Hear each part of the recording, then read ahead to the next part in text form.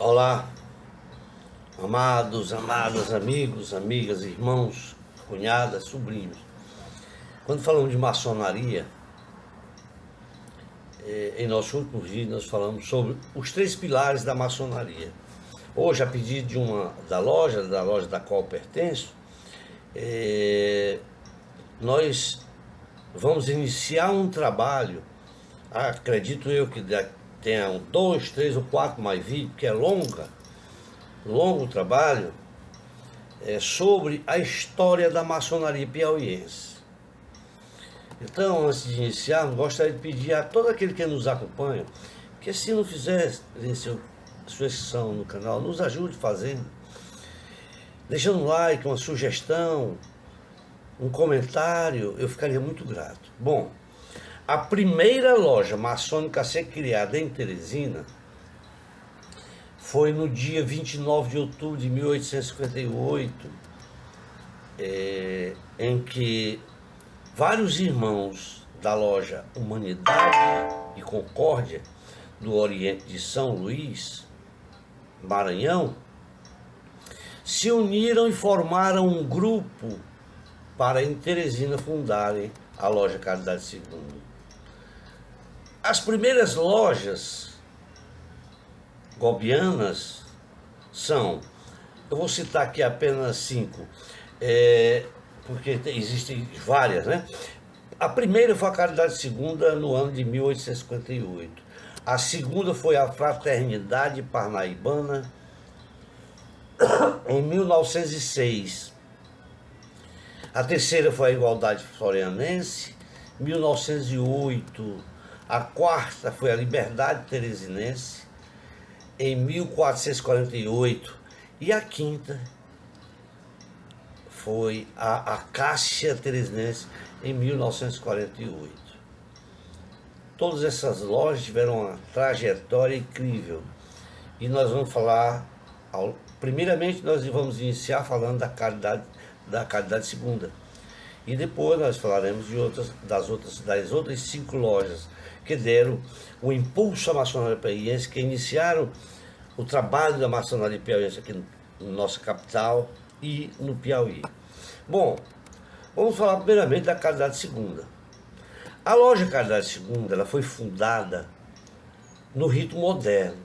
No entanto, o irmão Simval de Castro, no ano de 1902, sugeriu a mudança para o ritual escocês antigo e assíduo. Mas não se chegaram a nenhuma conclusão, pois este assunto ele voltou, então, depois dessa discussão, e o assunto voltou a ser ventilado em 1924. Mas também foram esfriar os ânimos, porque surgiu boatos que a loja ia bater coluna, iniciar as atividades, se mudasse de rito, e que ia começar com uma loja simbólica. No entanto, e não se concluiu essa mudança. No entanto, a mudança de rito para o ritual escocês foi aprovado por unanimidade pelos irmãos da loja em sessão no dia 27 de 11 de 1931, tendo sido o pedido deferido pela Suprema Corte do Brasil na sessão do dia 3 de 7 de 1973. A sua fundação, a ata da sua fundação foi assinada por 18 valorosos irmãos e ilustres, tendo como formação de sua diretoria Antônio Gomes Vilaça como venerável, Lourenço Antônio Marreiros de Castelo Branco, primeiro vigilante, José Maurício da Costa Peçanha como segundo vigilante, Cândido Gil Castelo Branco como orador, José Joaquim Avelino, que foi secretário, José Pereira Nunes como chanceler, Fernando da Costa Freire como tesoureiro, Deolindo Mendes da Silva Moura como primeiro esperto, Firmino Alves dos Santos como segundo esperto, José Cândido de Aguiar como tesoureiro, Francisco Mendes de Souza como hospitaleiro, Jeremias de Castro Lima e além de Miguel Ferreira Cabral. Esses foram os irmãos que assinaram a ata da sessão que criou a Loja Caridade Segunda. A Loja Caridade Segunda, ela teve em seus quadros importantes figuras, tais como vamos aqui recitar, frisar alguns. Álvaro de Assis Osório, que foi venerável no ano de 1896, 97 e 904. 1896, 1897 e 1904. Este irmão, ele desenvolveu importantes trabalhos, tanto na maçonaria, como na política piauiense. Ele foi senador em 1900, foi governador em 1904, e nesse período ele acumulava os dois cargos, de governador e de venerável mestre da Caridade Segunda. E ele foi eleito para esse cargo no dia 27 de maio de 1904. Pois bem, o venerável do ano de 1907 foi Antonino Freire da Silva, que elegeu-se governador do estado e em 1913 deputado federal. O venerável no período de 905 a 908, que Antonino Freire foi em 907 a 908, 905 a 908, foi Miguel de Paiva Rosa, que foi apoiado por Antonino Freire e eleito a governador do estado, assumindo o cargo em julho de 1912. O irmão Messias Matias Olímpio de Melo foi venerável em 1909. Foi também secretário de Estado em 3 administrações, senador da República por 2 vezes, governador do Piauí entre 1924 e 1928. Também temos Abdias da Costa Neves, que foi venerável na Caridade Segunda em 1910, 1911 e 1913. Foi eleito senador em 1915, onde ocupou a 4ª, 3ª, 2ª e 1ª secretaria do Senado da República. Clodoaldo Freitas, venerável da Caridade Segunda em 1917, foi deputado estadual, deputado federal, só que não lhe foi permitido tomar posse na cadeira, porém ele ironizou como deputado federal, quando foi eleito deputado federal. Abre aspas, palavras dele, da sua lavra: fui candidato infalível a uma cadeira na Câmara Federal. Ia ao Rio, gastava meu tempo e dinheiro, e voltava derrotado, vencido, mas satisfeito, porque afirmava a vitalidade de uma crença de republicano, de um republicano histórico, lavrando o meu protesto contra a fraude e contra as normas que vigoram e que não há de morrer, como tudo morre, mas é facilmente o erro. Fecha aspas. Bom, também tivemos Higino Cunha, que foi venerável em 1933, nomeado por 2 vezes chefe do Estado, chefe do Palácio, né, do Estado, participou da junta do governo do Estado do Piauí em 1889. Além dos ilustres irmãos que citamos, também foram membros da Caridade Segunda e participaram também da política, assim como os outros, e contribuíram com seus trabalhos, engrandecendo a política e a arte piauiense. Na Academia de Letras, Academia de Arte, temos a contribuição dos irmãos da Caridade para o progresso e a cultura das letras do Piauí. Com o escrito, o romance escrito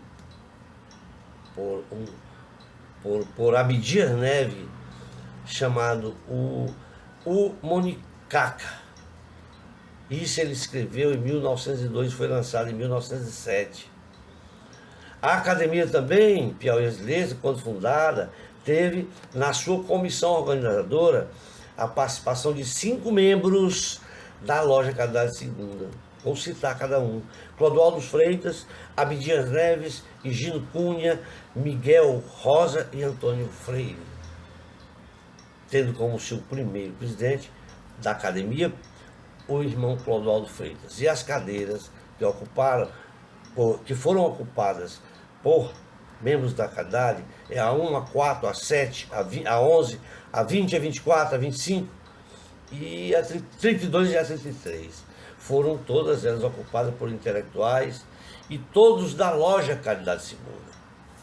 Sobre a história sobre filosofia, sobre sociologia, sobre direito, sobre as ciências exatas, a literatura, a poesia, nós tivemos também, lá da loja Caridade Segunda, inúmeras contribuições através desses irmãos que eu passarei a citar: Higino Cunha, Matias Olímpio, Álvaro Mendes, Abdias Neves, Jonatas Batista, Miguel Rosa e dentre outros. Portanto, o progresso da imprensa piauiense teve também a participação da maçonaria através da loja Caridade Segunda, que patrocinou publicações em alguns jornais, patrocinou artigos tais que se contrapunham à igreja e defendia a maçonaria contra os ataques emanados pelo clero daquela época. Citamos o artigo escrito em jornais pela Caridade Segunda, como o artigo chamado O Reator e a Luz, que era de cunho anticlerical, anti o clero, e que propagava as virtudes da maçonaria, as benfeitorias, os modos em que a maçonaria operava. No dia 21 de outubro de 1904, a loja também decidiu que o jornal A Luz seria publicado diariamente matérias da loja. E aí contribuiu então com R$1.000 na época para o custeio desse jornal. Esta decisão foi aprovada em uma comissão eleitoral composta de alguns irmãos que passo a citar: Higino Cunha, Miguel Rosa, Abdias Neves, Chaves Júnior, Gonçalves Carvalho, José de Castro e Ayrton Rubim. Não obstante, a loja também ela colaborava com outros jornais, aqueles que iam nascendo, que iam se fundando, tá?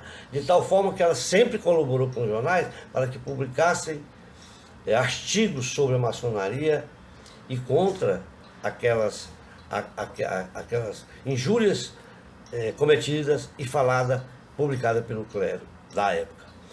Sobre as questões religiosas, esta questão religiosa ela explodiu no ano de 1872.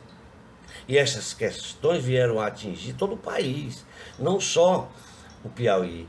Portanto, a Caridade Segunda ela contava nesta época com a participação inclusive de um irmão que veio de Recife, e que este irmão ele trabalhava com escritos, e só trabalhava com escritos sobre as ideias anticlericais ou anti-clero, tais como foi esse cidadão chamado Silvio Romero, Tobias Barreto e Clóvis Bivilacqua, que defendiam a maçonaria, principalmente no tocante de que todas as coisas poderiam ser compreendidas, resolvidas e decididas pela razão e não pela emoção, através do intelecto, do conhecimento, que é o caminho para a verdade.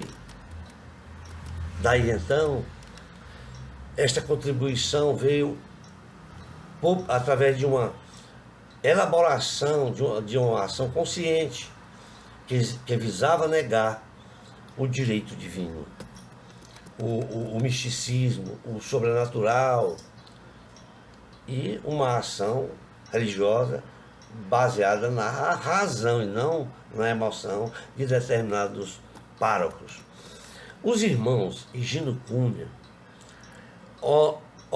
Horário Portela, Clodoaldo Freitas, Abdias Neves, Miguel Rosa, Matias Olímpio, todos estes e muitos outros irmãos, eles também combatiam todos os párocos da cidade que atuavam contra a maçonaria.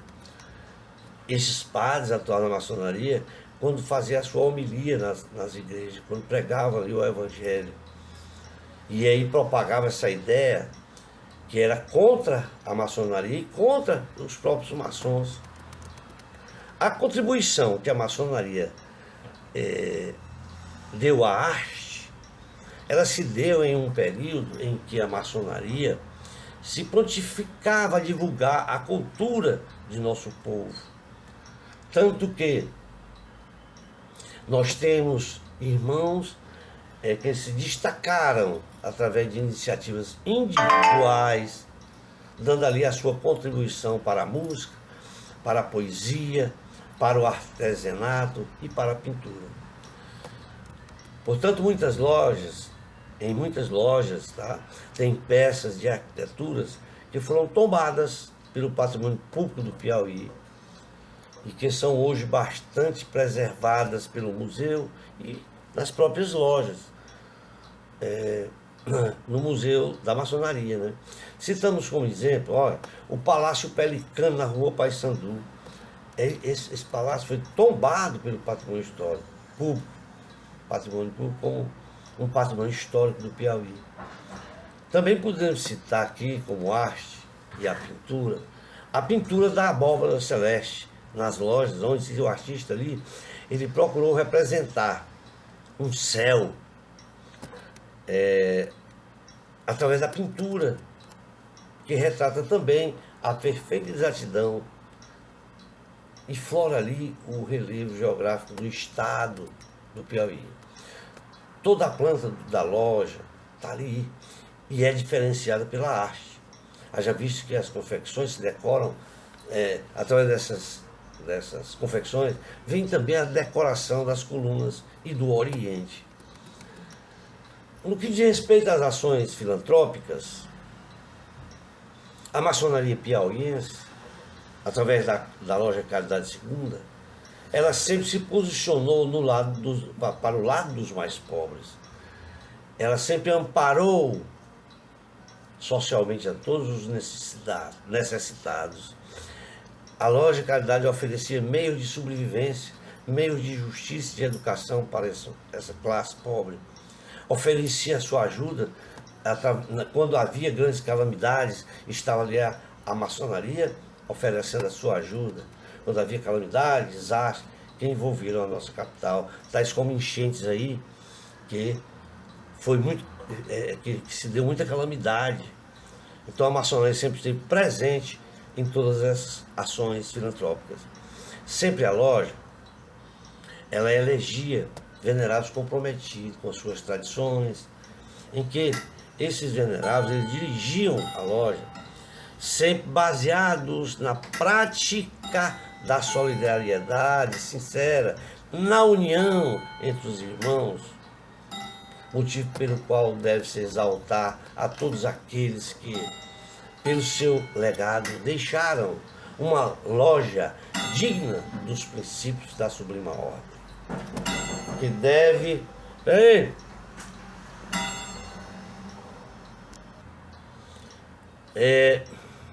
de forma que esse princípio deixado, esse legado deixado por esses venerados, deve servir como exemplo para todas as lojas, para que possam buscar forças ao grande arquiteto do universo, para superar os obstáculos, dificuldades, cumprindo, portanto, com o que prega, o que eleva um lema maçônico, que é a liberdade, a igualdade e a fraternidade. Para encerrarmos, nos comprometemos dando continuidade ao tema, em um próximo vídeo nós iremos falar da segunda loja a ser fundada no Piauí, que foi a loja Fraternidade Parnaibana, que foi fundada no ano de 1906. Um tríplice fraternal abraço a todos e até o próximo vídeo.